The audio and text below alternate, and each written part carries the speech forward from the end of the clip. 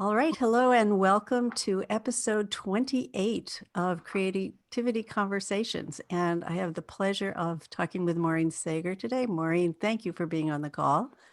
Oh, thank you so much for having me. It's so nice to see you. Thank you. Maureen, I'm going to read her bio, which I usually do on these calls, just as a springboard. Maureen is the executive director of the Alliance for the Creative Economy, known as ACE, a project of the Center for Economic Growth. ACE is dedicated to promoting and growing the creative industries in the 8-county capital region. She's also executive director of the Nordlis Foundation in Saratoga Springs, New York. Before moving upstate in 2004, Maureen was executive producer / site director of nickjr.com, the world's largest internet site for parents and preschoolers, and had marketing roles at several MTV networks internet brands. Other entertainment industry experience includes positions at Scholastic, Polygram Filmed Entertainment, and the National Film Board of Canada. Maureen has an MFA in screenwriting from the American Film Institute in LA, studied marketing at Fordham University Graduate School of Business, and has a BA in English and Economics from Rutgers University. That's a lot. I'm old. You can rack up a lot of stuff.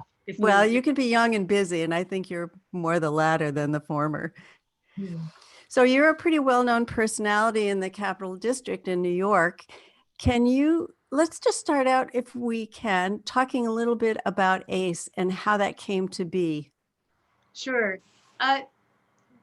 With the Nordlis Foundation, we were approached to be one of the funders of a study that was going to measure the creative economy in the capital region. And that was a new term that people started using just after the 2000s.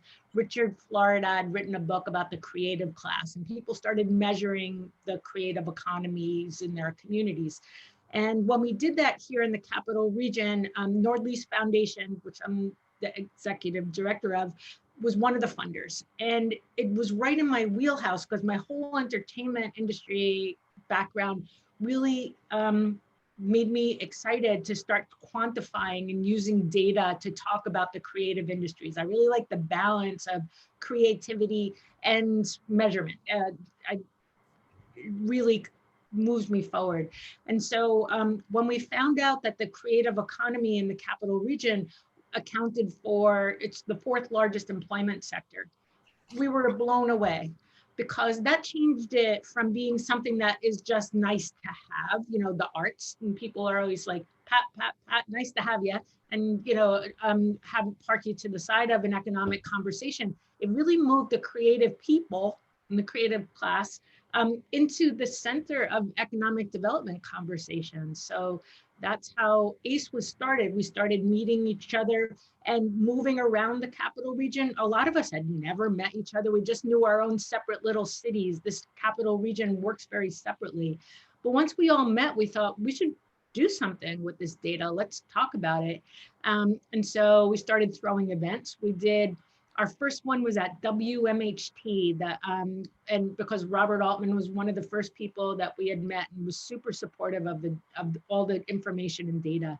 And we said, let's try an event. Let's make it about freelancers, because so many creative people in this area are freelancers.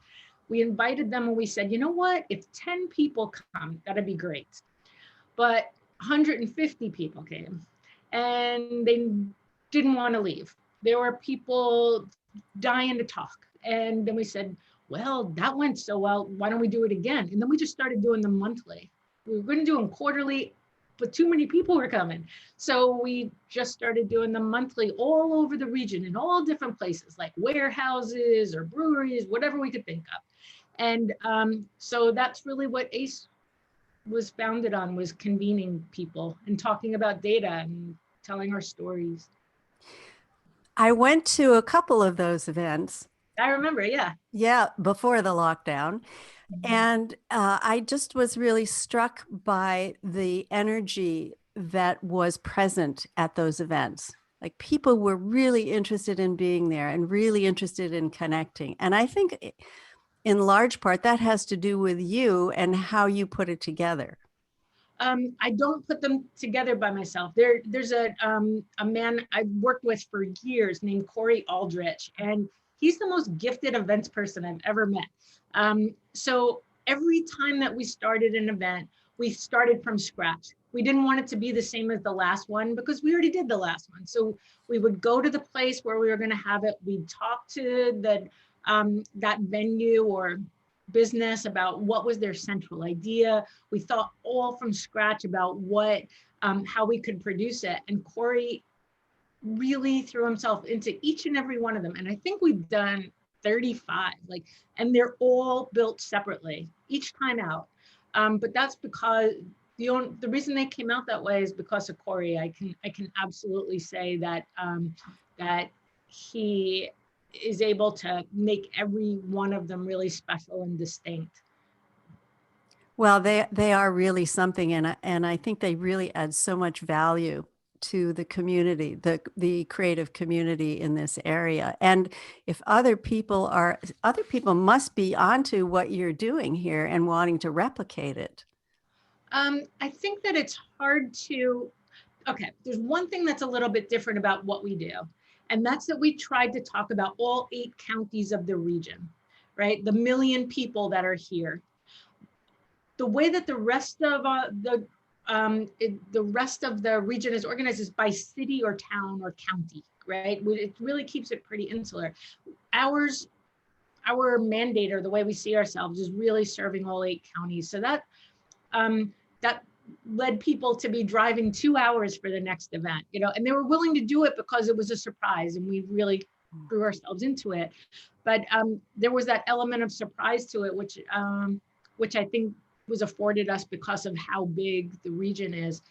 And I hope that other people tried to think about how to make events, meetups and things less intimidating, because the word mixer, I don't want to go mix. It just sounds terrible, right? So we tried to think of it in a new way, which would be less intimidating. And the rule we always have for ourselves is that when someone walks in the door, someone says hi. Like, a lot of people come by themselves, and there's always someone at the door. And if someone says hi to you, that's a whole different way to walk into a new place, right? You have to have that trust. And I think it's a really brave act to go to a mixer. It's terrifying. So we tried to make it less terrifying, because it was nothing short of heroic for some people to show up. And some people show up and cried because they just felt so alone in their creative process before. They weren't linked with other people. And so for our first couple of events, there were people who showed up and saw so many people around and burst into tears.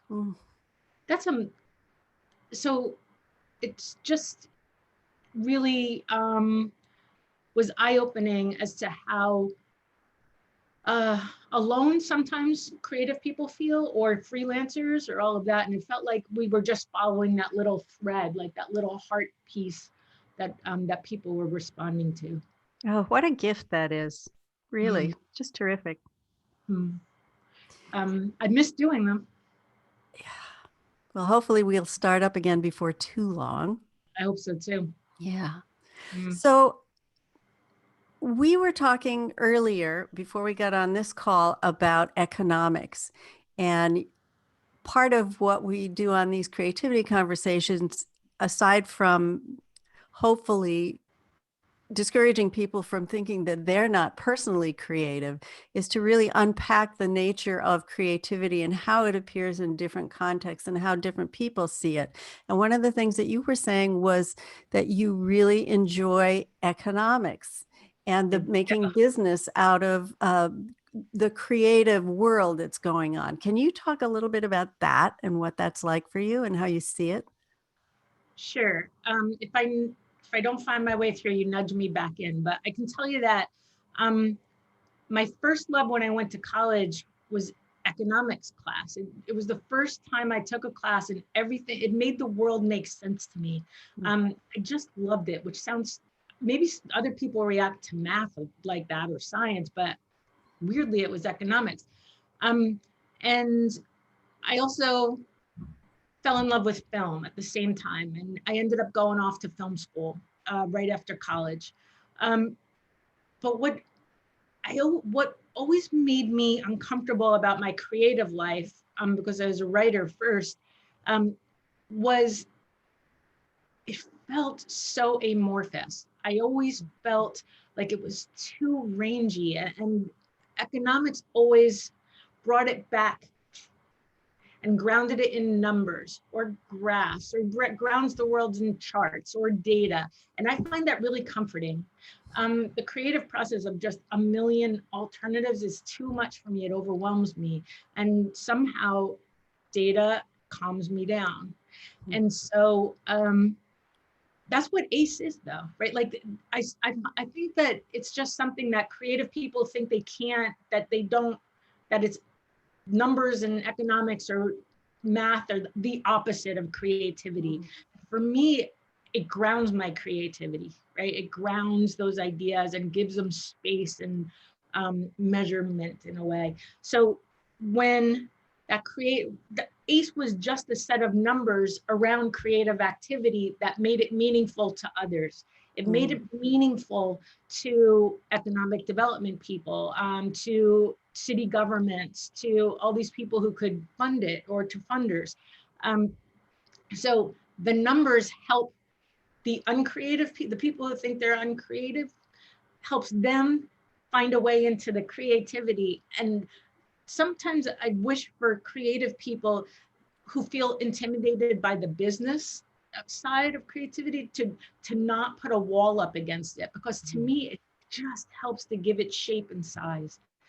And so ACE has always tried to, and a lot of us that like are involved with ACE have always tried to help people feel more comfortable with the business side, because we want people to feel, to take care of themselves, to have a healthy wage and a healthy living, because that is not, it doesn't feel particularly creative to be starving. You know, that we've all had those, most of us have had those periods of life where we didn't make enough money. It's super distracting. It's really hard to be creative under those circumstances. And so trying to help us balance ourselves between creativity and business. For me, it's been personally grounding and helpful, but that's what the project tries to do as well. Mm-hmm. So what I'm hearing in what you're saying is that the numbers side of things is just as creative as the artistic process. Yeah, there's opportunity in numbers, right? Like when we saw fourth largest employment sector, we always knew that creativity was valuable, right? But when you see things in data, like I love to, weirdly, You're a data nerd. I really like that stuff because things pop out. Same as like if you're doing a painting, and I am the world's worst painter, but I do like to do it. But if there's something like a little nugget of an idea in a painting where you're like, oh, follow that, or like something that's hot in a poem or something, like I see that in data too. I don't think that they're different. I think that there's these little opportunities, like these little pops that to me go back to the same impulse as like a good part of writing a screenplay, where I'm like, that wasn't that much promise there, but that there's a little heat, there's a little something, you know, spark. And I feel the same way in numbers. Like there's little data pops, like when you measure things, what they are really is a bunch of people responding in a way. Like they're either responding with numbers or activity or clicks or something. Like it shows up in data. That same heat that you can feel in your creative process shows up in numbers too. So I just always, I wish we didn't all discriminate, you know, against one or the other. Yeah, well, that's really helpful actually for me too, because I've always wished I was better at math because I see something really exciting about them, but my brain doesn't compute them very well. But what you're saying, which I think is really great, is that it almost doesn't matter what we're looking at, whether we're looking at an idea or a number or a spreadsheet, which I've had some serious issues with. But you're seeing possibilities, and what you're acting on, it's the same kind of impulse in the artistic process. oh, I wonder what would happen if I explored this, if I opened this up, if I looked at it from a different angle. So it's a different way of seeing, which is a really good way of looking at something that looks like it's just straightforward and hard and nothing, no wiggle room, it's just kind of dead. But you're talking about it having a kind of a life. It does have a life to it. Yeah, you said it better than I did, but yes, it does have a life to it because it's measuring something. I think the math, like, let me just see if I can go a little bit further. The math side, that computational side, isn't what economics really, for me, the part I love about economics. Economics is the aggregation of all those churnings, of all the like data or numbers or spreadsheets, or it's a little bit of more of an aggregation that where you can start to see those movements. I mean, it shows up in the small pieces in microeconomics, but macroeconomics, you can start to see these bigger shifts. So to just have like those two little processes available to you, it's what you do anyway. I guarantee you that. It's just applied to a different thing. Well, that is really, I think, in with what you're saying, it just seems really important that we learn to look at everything as having those kinds of possibilities, those kind of breadcrumbs that we could follow into a bigger understanding of what's going on either around us or inside us. Yeah, I'm sure gardeners do the same thing. Like it just keeps rolling out there, right? Like it's whatever you see, this little opportunity, it feels different than where there's no opportunity, like just that little Yeah. mining process. It's delicate, but it's ours. And we know how to follow those things. It's in us. Well, this is kind of an esoteric question, but what is it that makes something uh, captivating or interesting with a number, or even as you were creating and developing ACE, what's the thing that makes you go, oh, Uh, I think it's internal, I think it's the same thing like, gosh, where you're choose between this shirt and that shirt to wear today. Like, what's the little thing that you're feeling? Like, it's an emotional path, but it's not just emotional. Our minds are calculating all the time.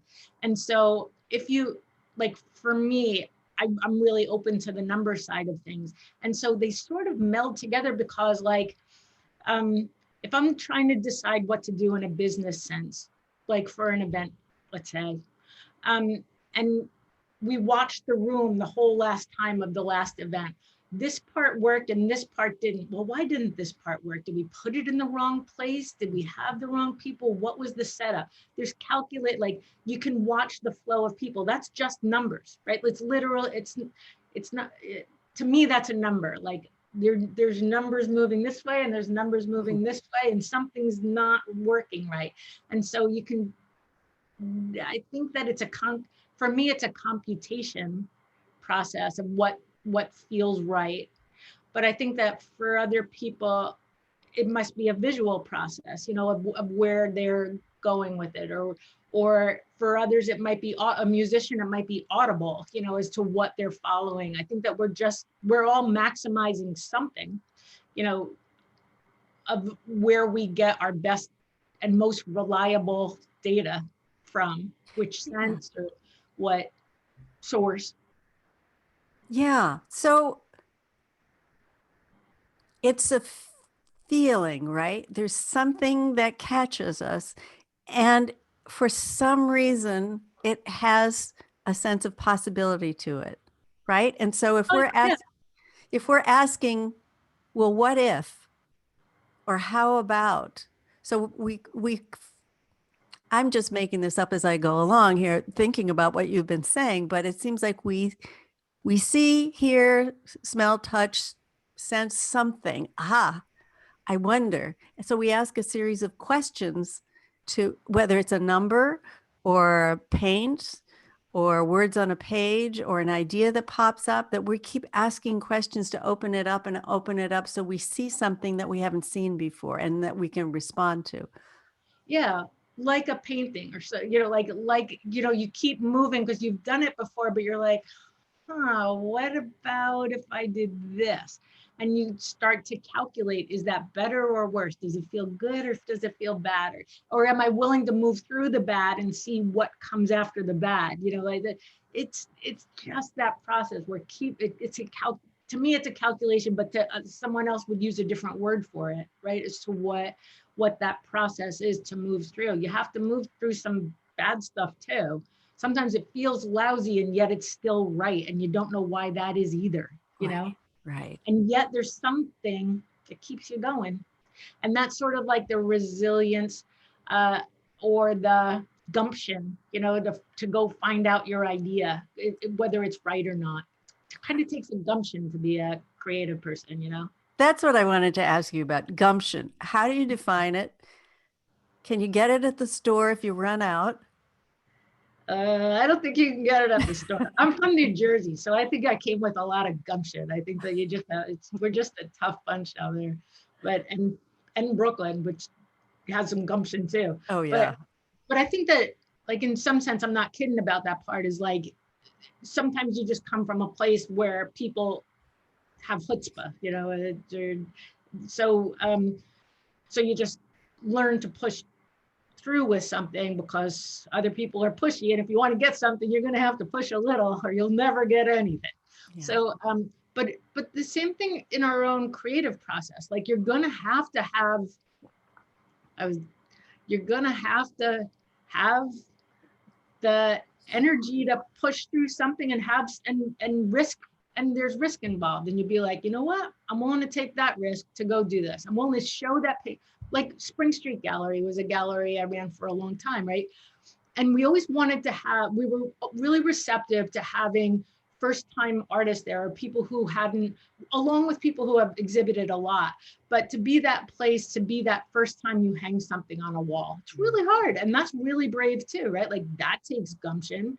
For the first time saying, you know what, I'll put that on a wall, because we would have themed events. Like we did one show called the Blue Show. It was to raise money for Code Blue, but all the art was on the theme of blue. We put the word out there, whatever you wanted, however you wanted to interpret blue, you could go with, right? And I think there were, I may get this wrong, but I think it was like 150 people showed. And I bet a quarter of them had never showed work before. But that's a lot of gumption. Like but we gave them a little bit of bounds, like the blue thing. They knew they wouldn't be out of whack completely. You know, if it was blue, you're in and you delivered it. It could have been just blue and you're good. But it was a little more than that. Everybody took it a little. It was like it takes bravery and the decision to try something. I think that's gumption. The willingness to try and fail. Yeah. Do you think that, there are people who really want to show their work or they want to do something, but they're very hesitant about it? I mean, I can think of certainly situations in my life. And sometimes it seems to me it's just that we have way too much on the outcome. Yeah. What if I do this and I fall flat on my face? Or what if I am a laughing stock? Or what if there's nothing here, talking ourselves out of it? Have you ever, I mean, being from New Jersey and Brooklyn, it may not be something that you've ever dealt with, but if you were talking to somebody who was interested in really pushing the boundaries of their life or their craft, what would you say to them? I would say I can't think of the last time I thought anyone was a laughing stock. Like, how many times does that happen? There's just not that many laughing stocks in the world, So the art, I don't know. Everything's so. I think this is easier because I'm 56 now, so not everything feels so precious. Like, Forget about it. Exactly. Gosh, how many things have you made it through by this point, But I think that just trying it feels super good. That little scary feel. I kind of like the little scary feeling. You get more used to it but maybe only because I've done it a couple times and it starts to feel better. You're trying something. At first it just feels scary, but then there's all the layers that start to come out. Like sort of like with meditation, you're like, there's the first thing and it's just really distracting to just be trying it. But then you relax into it. It's like, there's more stuff here. You know, it's not so terrifying. Um, just trying it. You know, we're not that precious, and we're not that good. You know, like that's the other part. Like, you're not going to change the world, and you're not going to fail completely. It's going to be somewhere in the middle. Yeah. That's all. You're gonna come out somewhere in the middle. It's not the worst thing anyone's ever done, nor the best. Yeah. Right. Good point. It also seems like when we're at that precipice, we automatically assume that tightness in our stomach or that kind of sweaty palms means we're afraid. But what if it's excitement? What if it's like, oh, this is going to be fun, and we're just out of habit saying, oh, that feeling means I'm scared. I better protect myself or hold myself back in some way. Yeah, it's true. If you sit, I think that's really interesting. Like if you sit in it, the other layers of it come out, right? Like Mm. you've always called it scared, but I don't know that I'm scared. I think you're right. Excitement and all those things get really, really tied together. Mm. And scared has bad connotations and excitement has good, but really they're all neutral. They're just little flavors, you know? And I Yeah. think we might put too much judgment on each of those words as to whether they're good or bad. They're not. They're Yeah. just feelings. It's really fine. And they're not precious. They Right. move along. Right. We're not going to die from them. No Nah, baby seals will be killed. nah, it's gonna be fine. It's gonna be yeah, it's really true. I mean, it's hard to watch someone who's really struggling when they're in those things, and it's really nice to have friends and people talk about it. Like you have this, you have this podcast, or you have these. It's good to talk about this stuff because we all struggle with it. But yeah, that's why it's really good to have conversations about creativity or business or whatever it is, just to understand. And I think women are better at this because we're allowed to be scared. Men aren't, At unfortunately. least to acknowledge it. Right, exactly. So I think that the more used to it we are, we just get better at it over time. Yeah. Yeah. Tell me what you're working on now that's really exciting you. Hmm. I'm working on a, a big new project for the Center for Economic Growth, which is the agency that ACE was acquired by a couple of years back. We're launching an initiative to brand the 8-county capital region. Because nobody's ever done that before. We're all so separate, but ACE it really comes from that DNA of ACE talking about the million people here. Because most of us don't know that 1 million people live in our region, because we all live in smaller towns. If we were if we acted as a 1 million person city, right? Like with different neighborhoods and, different cities all kind of functioning as one, which is what most cities are. Like New York City is 5 different cities amalgamated. Say we were 8, the counties, we would be the 20th largest city in the United States of America with that 1 million people. We never act like that though. We Mhm. always act as these tiny little places. And so we're just trying to position the capital region as a whole thing, because we have like rural and urban and suburban and small, amazing, walkable small towns. And we have a lot of potential because so many people are leaving the big cities now. We want them to be able to find their place here. I found this place really freeing, to be out of New York City and have a place to raise my kids, to not be sick to my stomach at night about my rent, to not, it really affords you a lot here.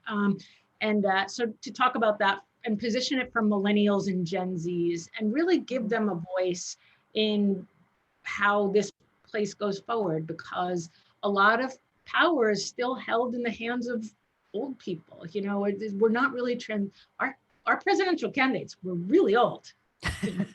I noticed that. Yeah, there's not a lot of transference of power for me personally, and this is just my own Maureen Sager part of it, is that I'd really love to give more voice to young people, because us old people aren't sharing the mic very well. You know, we're not sharing the wealth, we're not sharing the opportunity, we're not retiring as early. There's a lot of power retained at the top. I worry for kids that they're not being afforded the opportunities we were. And it would not like I felt like I was afforded a million opportunities, you know, you make your own way. But that being said, I think that the world is really, we all know 99, that 99 versus 1%. I'm really feeling it even in the smallest ways, those observances. So to tell you the truth, this project has me really excited because I would love to see a more shared sense of power in the world. That's my motivation through it. Well, so how would that happen? I'm not talking necessarily about the Center for Economic Growth, but in a larger sense, that question requires some really creative thinking.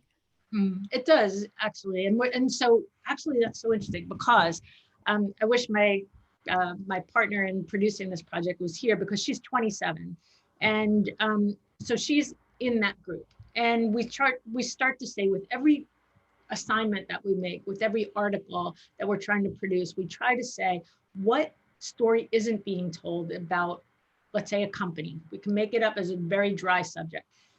The heads of the companies are constantly being interviewed by newspapers, and that's how traditional media works, right? Like everyone knows the CEOs of everywhere, but we don't know anyone else who works there, right? We don't know any of the young people, and we try to go one layer down, not interview the head of the company, but talk to the employees who work there. Where have they come from? What are they doing? What are they interested in? Where do they eat? What do they do? You know, like that, to get that sort of feeling, and it sort of illuminates that company who's one of the, you know, they're one of the funders. This is just one example, but that company looks a little bit different when you start to see the people that work there down here. You know, that's a new way in, and so we're trying to find a new way in. What's something that would make a company, or given any topic, what would make it interesting to young people? Because I think old media or traditional media has done kind of a poor job of that. You know, it's old geared for powerful people who have voices already. And so we're trying to look for the people who are anywhere but there, down here, you know, cast the camera down there. That's a really great idea. And it makes me think about the growing emphasis within businesses and corporations to be more collaborative, to be more transparent, to be encouraging of full participation of its employees. Because if you don't have that, then those people, as brilliant as they may be in their own right, get obscured, and you don't have that contribution that they could make to the not just the profitability, but making a company a better place to be by the sharing of ideas and the sharing of the creative process. For sure, absolutely. But if you add in like not to take profitability out of, so what I No. would do, you know, like meaning like this is how the economics part of me works, to put the profitability part back into your equation, because what you said is true, is that ultimately you will be more profitable if you do it that way, because your company will be positioned for a further time frame, right? It'll be more durable because it's incorporated those ideas and those ways of that young people think. It'll help you and grow and be more relevant as you go, right? And so it actually is profitable to take that approach and to share that voice. And so we think that the region will do better because we'll start to think and we'll be able to show those stories. So actually we will be more economically prosperous because of that. That's not the only reason to do it. And yet it can help businesses get in line with that.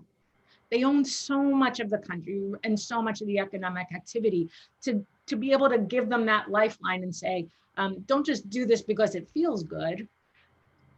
Do this because it will help you economically, right? Yeah. And so we start to free up and really share that power, because it's a good business idea. Yeah. So I always try to add the business and profitability back in there, because some people can only hear that, and yet it should be addressed. That's fair. It's a fair question. And so, yeah, I think it is profitable and the right thing to do.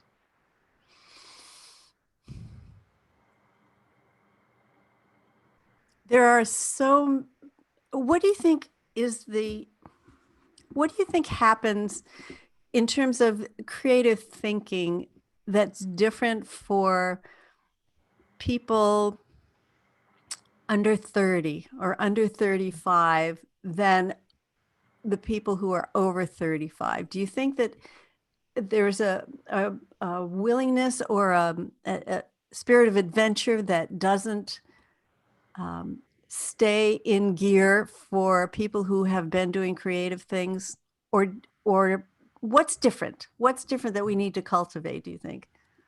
For people under 35, Yeah, just what is it that we could gain from listening to more people who are under 30? um, I think that there's so much to be gained. And that's most of what I do for a living right now in developing this project. I spend most of my day talking to people who are under 30. And I would say that they, the whole way that they'll position something based on social media and based on what's this nugget of an idea. It's no different than what we were talking about earlier, right? But where their heat source is, that thing we were talking about, it's a little different than what mine might be. And I have to listen as to what their stepping stone is into that topic. I can shape it back into to make sure that it's well structured, or like all those things that you learn as you come up the ladder to make sure your things are presentable. I can add that, but the path has to be theirs. I have to follow, right? I'm sitting behind them now and watching where their path goes, Hmm. and then just trying to shape it into what it should be to be presentable, or to fit it into this other business idea, right? But I really have to let them be the lead. And I think that's what we can offer. I don't know that I quite answered your question, but I think that they have their own distinct voice. It is distinctly different than what mine is, what my impulse would be. And so I have to become a much better listener, and follower. If I want, I can't demand that I'm out in front and say that I want them to be out in front at the same time. That makes no sense. I have to step back, right? And so Yeah. all of us should get a little better. Us being anyone over 30, that other group, I think we have to be willing to, it's a vulnerability, right? Of saying like, maybe I don't know the answer to this as well as someone who knows the answer to this. And so let them be the lead. My olden age should be, I hope, oh, devoted to helping other people get ahead in that, up that ladder. That ladder's hard. That ladder's harder than before even, you know. And so I don't know, with whatever, I think that's what to me, us older folks should be willing to follow. Yeah, that's really great. It's really interesting for me to listen to you talking about working with younger people all the time, because that's not really something that I'm doing very often, at least a lot younger than I am, but it's really valuable for us to all be open. It's that creative process again, open to what's our heat source as we're listening to people of a younger generation speak. And this may be way out of the conversation, but the other day I was watching David Byrne's Utopia in America, the Broadway show he did a couple of years ago. And I was struck by two things. One, he's still churning out brilliant stuff. He's not 25 anymore. His musicians are a really broad range, age range, from his age to very young people, and he's very inclusive. Hmm. He gives them a lot of space to shine. And I think that that kind of generosity needs to be part of the creative process. It's hard though. It's a vulnerability, Mm, right? When you're yeah, not, that guy's used to being in charge. He's been in charge his whole life, since he was probably long 18 years time. old, you know, and to be willing to, and he's a great collaborator. He's done so many great collaborations too, that I think that um he can all of us. It's hard to not be the lead, especially because we've worked along, in some sense you've been working toward that your whole life to be where you are at this moment. And yet what's the point of that if it doesn't do anybody any good? It's not really helping someone else. So I think it's kind Yeah. of hard but necessary for me to learn that. I better learn it fast too. It's not meaning like that's you can be irrelevant because we put ourselves there. That would be sad. We still have stuff to offer, but it's sure not being the lead. I don't think that's what I want to do anymore. If you're really following the heat, as you say, that spark, then don't you think that sometimes it's requires us, or it's an invitation to step out of the limelight and pull something or someone else into the limelight and feature that? I really do. I really do. And yet we're all taught like that way to be a go-getter, do all that. It's hard to unlearn that. And I came up in like really competitive entertainment industry, and there were not a lot of sharers or givers. That's not a way to get up that ladder for sure. So yeah, to unlearn that, it's really hard. I was talking to a friend of mine the other night, and she had a really amazing music industry career. It was like, how to turn that impulse off. Mm, It's really hard because we depended on it, is what was demanded of us. And yeah, now we have to unlearn it, and it's really hard. I'm finding it hard. yeah. And I think what you're talking about is something that we're seeing across the board, in not just with individuals, but in organizations, is that leaders want to be the heroes. Leaders Yeah. want to be in the spotlight. But now, because of the circumstances that have changed so much in our world, if we don't take advantage of collaboration and communication and welcoming other people in the spotlight, then we're sunk. It's true. Look at all the things that bubbled up, that were just below the surface during COVID, or Black Lives Matter, all these Yeah. movements. It didn't just happen this year. It's been happening. It just came out this year in this new way. Yeah. But yeah, we I don't even know who the we is that I'm talking to, but the world risks having two entirely different worlds out there. There people are not doing well. That's what I'm trying to say, is like, we are not transferring wealth within our, even like from boomers to the younger generation. If the wealth isn't transferring, there's not wealth transferring to other parts of communities or cities. It's stuck up at the top. Like every graph, it's weird how much wealth is held at the top. It's alarming. And even in smaller ways, like like that 1%, you don't even have to go there. You can go down to 10%, and all of it's stuck there. And I think people are starting to really feel it at this point. It's been happening, like for decades. It's been moving in that direction, and it's just about broke. We've just about bled this place dry. What the heck? And so in our own small ways, we can do these little things, like step to the side a minute, like give the mic to share the spotlight, whatever you have available, share a little, because sheesh, we're in trouble. These things are breaking because they've been broken a long time, and we're just like in my safe little place. It's just starting to be seen by me, but I guess that's what I meant by like, we better hurry up. There's Yeah. people really not doing well, and it hasn't been doing well a long time. And we don't want to have it be dependent on people dying before we notice. That's too Yeah. late. That's Yeah. terrible. So just in these own small ways of like that little share, helping someone get out the way, man, that's, Yeah.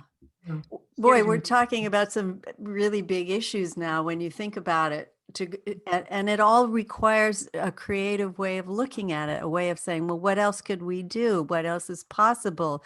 And I think, again, I'm kind of making this up as we go along here, but it seems to me if the same problems to solve problems are, you can see them, whether it's creating a piece of art, creating a business, creating a brand, creating a new political system, whatever it is, the same obstacles come into play. Fear of letting go, fear of what's going to happen to me, not seeing that we're all connected, seeing that it's me against you. And that dynamic has been going on for such a long time that I can see how you're saying we really need to do something different now. And it's interesting to me I mean, it's kind of horrific if you get weighed down by this amount of suffering and limitation that you see. But at the same time, we're at a tipping point that something could be done. The same things that get in our way to create are the same things in big organizations and small.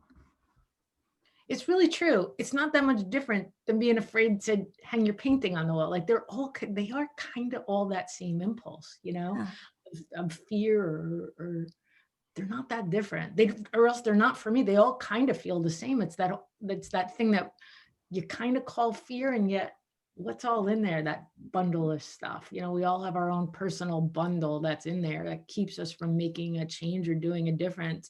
But it all goes back to the same thing, and so whatever it is, I gotta figure my shit out, and go faster, because it's rough out there for a lot of people. It is. It is. Well, who knows? Having the world turned upside down the way it is might just allow people enough wiggle room to start to think differently Yeah, and feel differently. it's shaken me up. This year's changed everything, in so Yeah. many ways. Yeah. Wow. Well, we won't know, will we, till we get there? But I think one of the big things that's in our favor is we all have this creative capacity if we're willing to experiment with it. Like even the people we have on our list who are the most intransigent, the most impossible, the most that we think will never change, they still have that potential to see something different. Whether they're willing to look at it is another thing. But that willingness goes back to the beginning of our conversations, being willing to see what's there, being willing to see, oh, maybe it could be better than this. Maybe it could be different than this. Maybe it wouldn't have to be so polarizing. Yeah, and maybe what can I do to make the outcome be a little bit different? I don't have to change anybody, but what can I change in me? Not changing that person, but what can I change in me that might help that person or the system to change? Yeah. Like we're not going to change anybody. I've been trying for 56 years. It hasn't worked on anybody, right?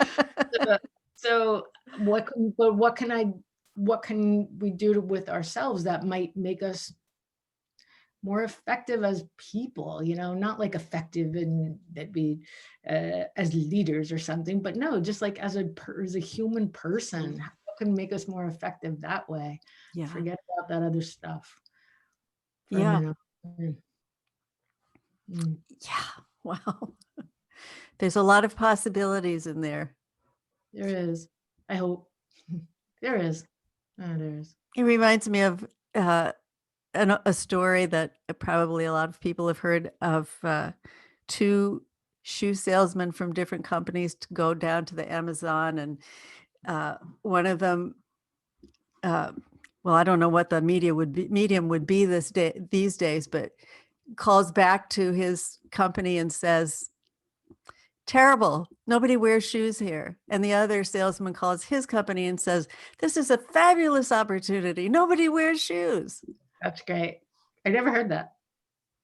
So that's excellent. Yes. Yeah.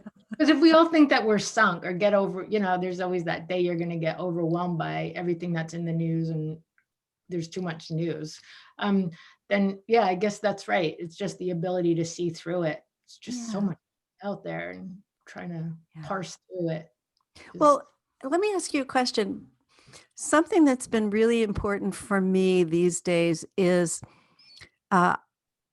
some people have heard me tell this story before, but I read a quote from Van Gogh, who was writing to his brother when he was in seminary school.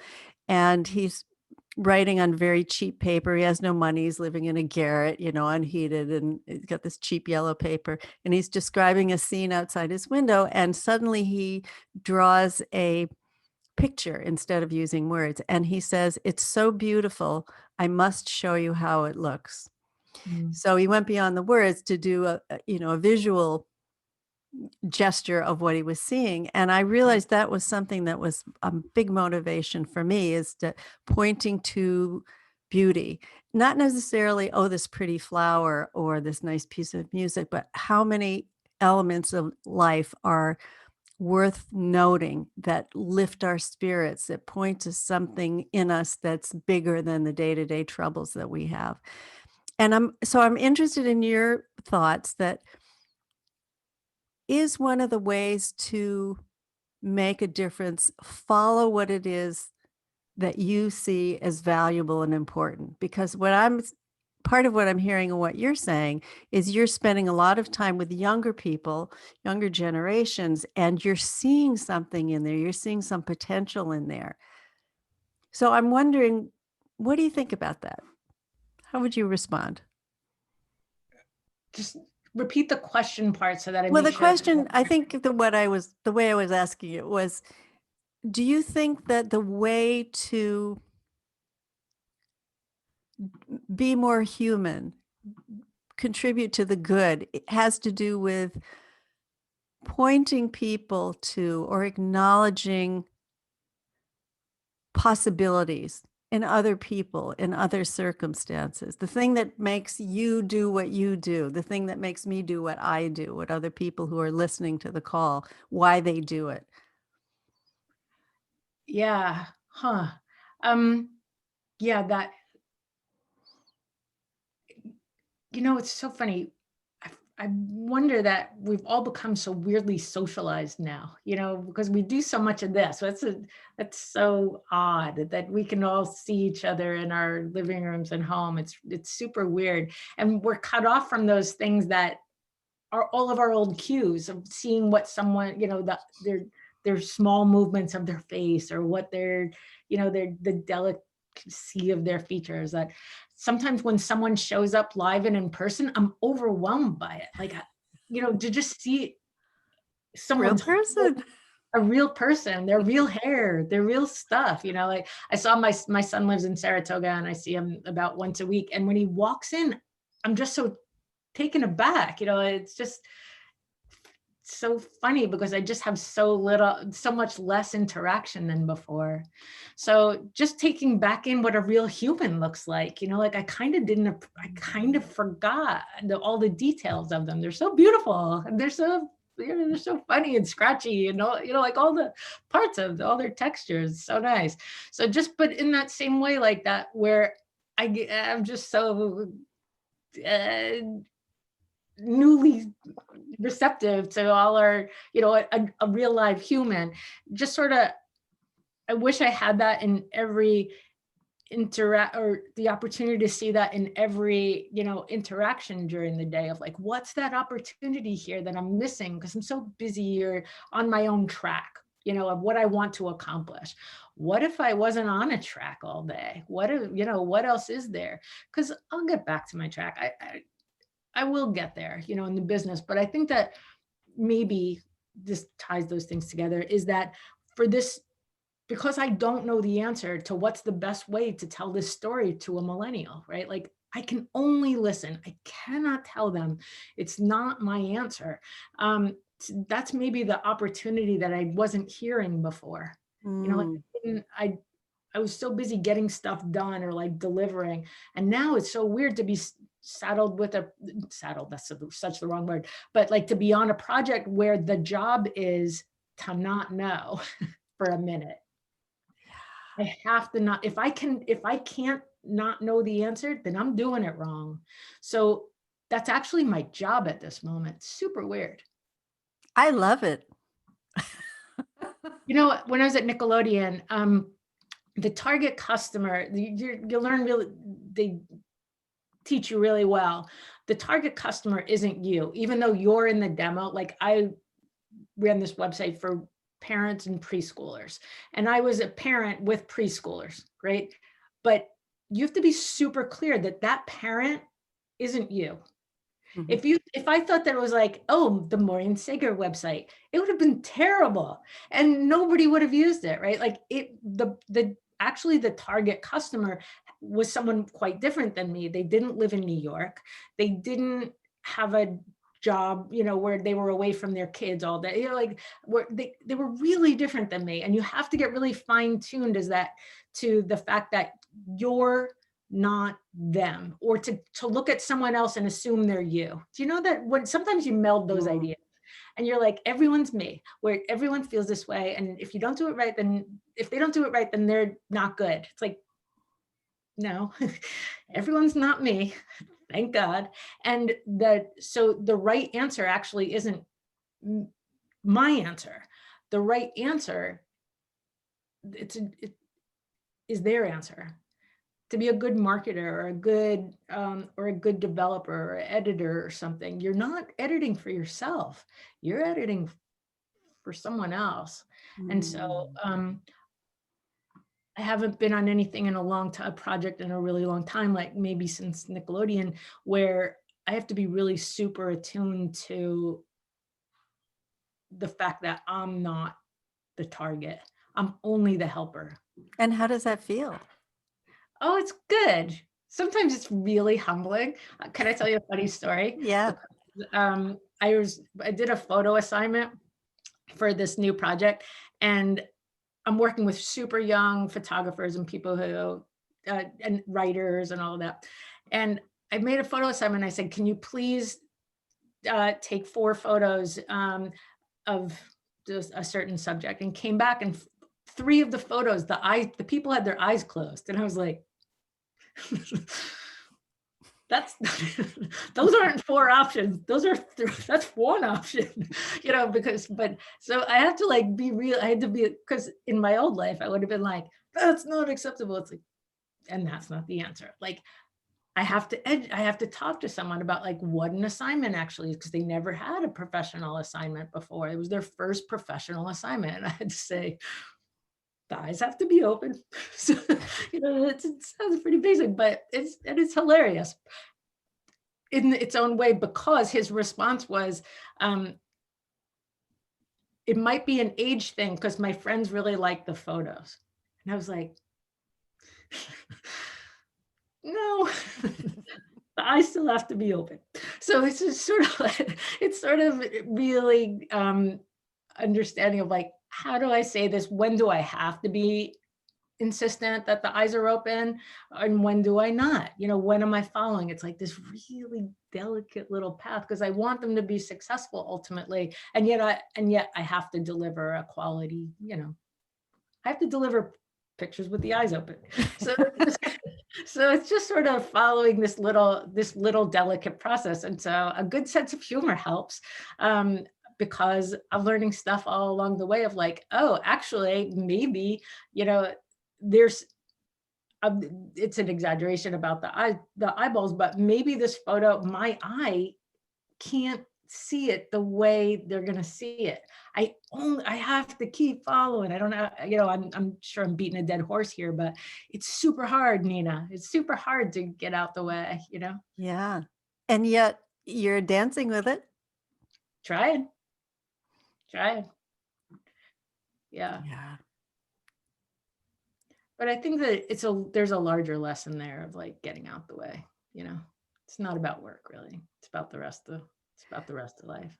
It's so beautiful to end our call on, because it is about getting out of the way. Something else we know wants to come through, right? And some new understanding, some new collaboration, some new view of what's possible. And if I'm insisting on what I want, how I think it should go, no room.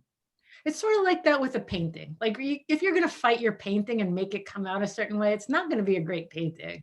But if you're going to let the painting talk, you might get good.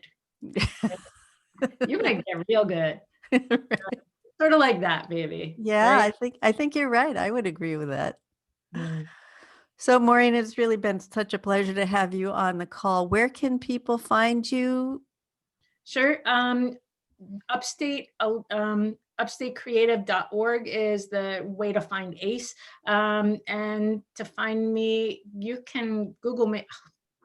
My email address is just maureen.sager@gmail.com. I'm not that hard to find if for some reason you wanted to find me.